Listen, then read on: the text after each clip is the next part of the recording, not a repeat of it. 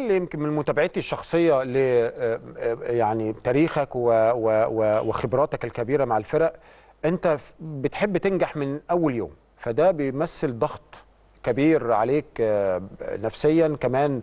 انت النهارده بتتولى مسؤوليه فريق ذو جمهور عريض كبير جدا في مصر وخارج مصر، ودايما لا يقبل بالمركز الثاني، دايما بيكون عايز المركز الاول، فده طبعا ضغط زياده.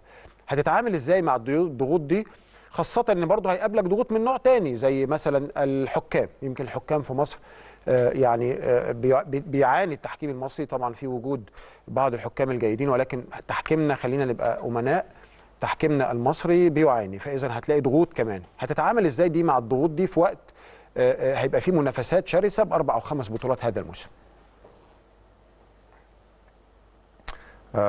I got this question a lot. أنا سئلت هذا السؤال كثيرا And I always give the same answer. ودائما ما أجيب بنفس الإجابة.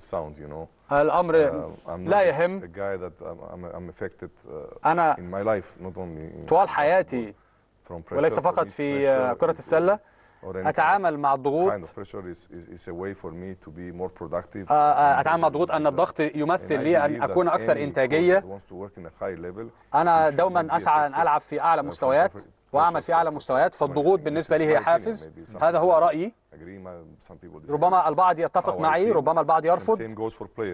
وأيضا الأمر يسري على اللاعبين إذا تأثرت بالسوشيال ميديا، ولكن اللاعبين الكبار والمدربين الكبار يجب أن يركزوا على مع ناديهم ويعملون يوميا ويعملون بجد للفوز بالألقاب. فبالتالي بالنسبة لي أنا أضيق بهذه الأسئلة، ولكن لدي نفس الإجابة. الأمر كله حول الفوز، ليس فقط لي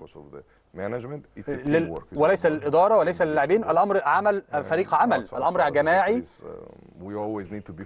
دوما يجب علينا أن نكون مرنين مع هذا النوع من الأسئلة والتواصل مع الجماهير، ويجب علينا ألا نفهم هذه الأسئلة بشكل خاطئ، خصوصا المدربين. هذه هي مهنتهم. ولكن أحيانا نحتاج مساعدة الجماهير، ولكن هذه هي طبيعة الأمور.